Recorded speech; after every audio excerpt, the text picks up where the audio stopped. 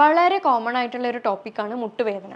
ഇന്ന് ഒരുപാട് പേഷ്യൻസ് അനുഭവിക്കുന്ന ഒരു ബുദ്ധിമുട്ടാണ് മുട്ടിന് ചുറ്റും അസഹനീയമായ വേദന, കാല് മടക്കാനോ നിവർത്താനോ ഉള്ള ബുദ്ധിമുട്ട്, ഒരുപാട് നേരം നിൽക്കാനോ അല്ലെങ്കിൽ ഒരു ദൂരയാത്ര പോകാനോ ഒക്കെ ഉള്ള ഒരു ബുദ്ധിമുട്ട്. ഇത് എന്തുകൊണ്ടാണ് ഇങ്ങനെ വരുന്നതെന്നുള്ളതും എന്തൊക്കെ കാര്യങ്ങൾ ഇത് നമുക്ക് ചെയ്യാം എന്നുള്ളതുമാണ് നമ്മുടെ ഇന്നത്തെ വീഡിയോയിലൂടെ നോക്കുന്നത്. എൻ്റെ പേര് doctor Sandra Ajith, medical officer QNB health care.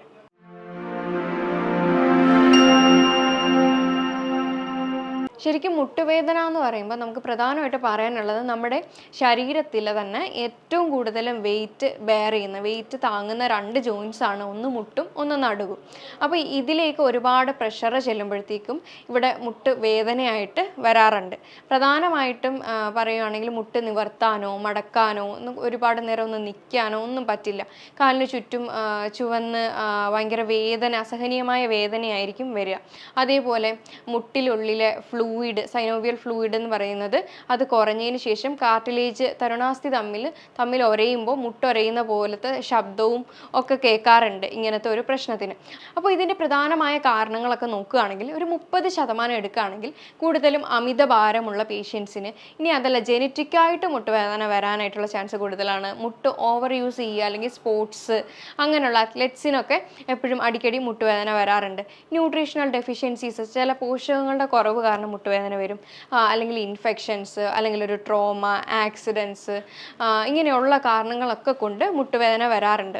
Fracture ആവുക, ഇതൊക്കെ തന്നെ റീസൺ ആണ്. പിന്നെ 70% നോക്കുകയാണെങ്കിൽ അത് തേയ്മാനം തന്നെയാണ് അതിൻ്റെ പ്രധാനമായിട്ടും കാരണങ്ങൾ കാണുന്നത്. ഇതിനൊക്കെ തന്നെയും പ്രധാന കാരണം നമുക്ക് ന്യൂട്രിയൻസ് ഡെഫിഷ്യൻസി തന്നെയാണ്. അതായത് കൃത്യമായിട്ടുള്ള പോഷകങ്ങൾ ഉള്ളിലേക്ക് കിട്ടുന്നില്ല എന്നുണ്ടെങ്കിൽ മുട്ടുവേദന വരാനായിട്ട് കാരണങ്ങളാവുന്നുണ്ട്. എന്താണെന്ന് വെച്ച് കഴിഞ്ഞാൽ നമ്മുടെ ദിവസവും ശരീരത്തിൽ ഒരുപാട് തരത്തിലുള്ള കോശങ്ങൾ ചത്തുപോവുകയും അതിനനുസരിച്ച് പുനർജനിക്കുന്നുമുണ്ട്. അപ്പോൾ അതിനനുസരിച്ച് കൃത്യമായ പോഷകങ്ങൾ ഉള്ളിലേക്കില്ലെങ്കിൽ ഈ ഒരു പ്രോസസ്സ് നടക്കത്തില്ല. പുതിയ സെൽസ് ഉണ്ടാവത്തില്ല.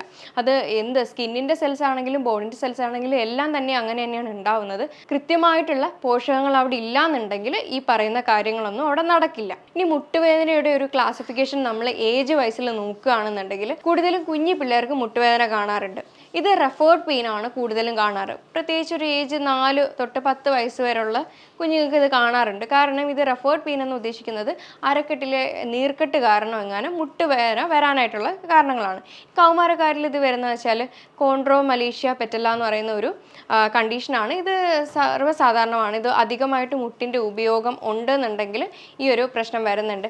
അതുപോലെ മുതിർന്നവരിൽ മെയിനായിട്ട് കാണുന്നത് തേയ്മാനം തന്നെയാണ്. അതല്ലാതുള്ള അമിതഭാരം, ഇനി അതല്ല എന്തെങ്കിലും തരത്തിലുള്ള ഇൻഫെക്ഷൻസോ ഫ്രാക്ചറോ ഒക്കെ തന്നെ വരാനാണ് ബാക്കിയുള്ള റീസൺസ്. അതുപോലെ തന്നെയാണ് മെൻസ്ട്രേഷൻ കഴിഞ്ഞ ആളുകൾക്ക്, അതായത് സ്ത്രീകൾക്ക് ഈ ഒരു മുട്ടുവേദന കണ്ടുവരാറുണ്ട്. കാരണം ഇവർക്ക് കാൽഷ്യം മെറ്റബോളിസത്തിൻ്റെ ഒരു പ്രശ്നം വരും. അതായത് ഹോർമോണൽ ഇംബാലൻസുകൾ, ഏറ്റക്കുറിച്ചിലുകൾ ഉണ്ടാവും ഈസ്ട്രജൻ ഹോർമോണും ഒക്കെ ആയിട്ട്.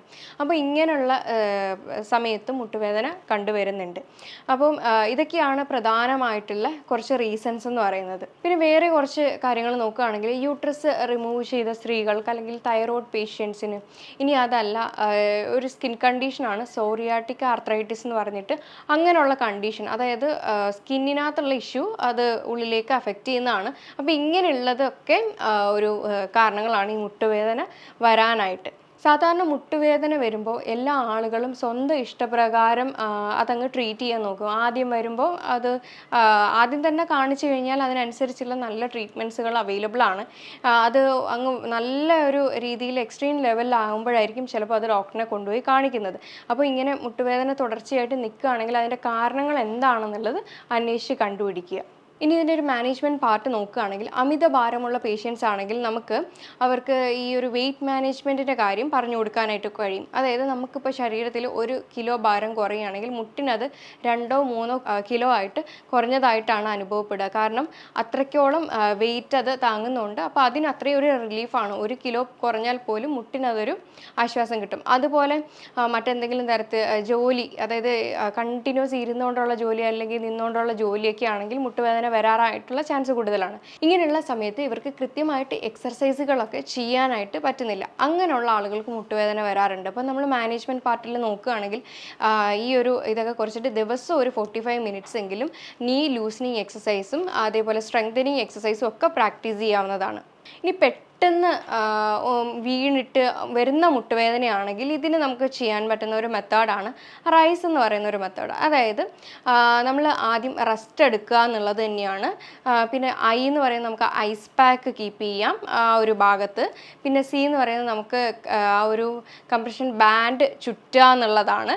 ഇ എന്ന് പറയുന്നത് കാല് ഉയർത്തി വെക്കുക എന്നുള്ളതാണ്. ഇത്രയൊക്കെ ചെയ്തിട്ടും കൃത്യമായിട്ട് മുട്ടുവേദന മാറിയിട്ടില്ലെങ്കിൽ ഉറപ്പായിട്ടും ഡോക്ടറിനെ കാണേണ്ടത് അത്യാവശ്യം ഉണ്ടാവും. ഇനി മുട്ടുവേദന വന്നു കഴിഞ്ഞാൽ നമുക്ക് വീട്ടിൽ തന്നെ ചെയ്യാൻ പറ്റുന്ന കുറച്ച് റെമഡീസാണ്.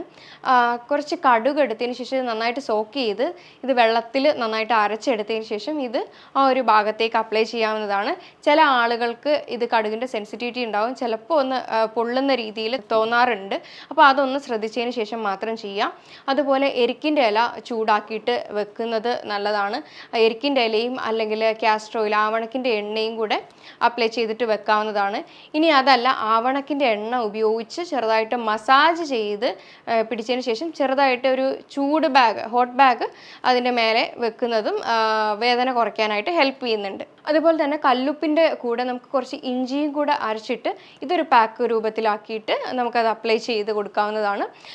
ഇത് നല്ലൊരു ഹോം റെമഡിയാണ്. കൃത്യമായിട്ട് വെള്ളം കുടിച്ചിരിക്കുക, അതായത് ഡീഹൈഡ്രേറ്റ് ആകാതെ സൂക്ഷിക്കുക എന്നുള്ളതാണ് അടുത്തത്.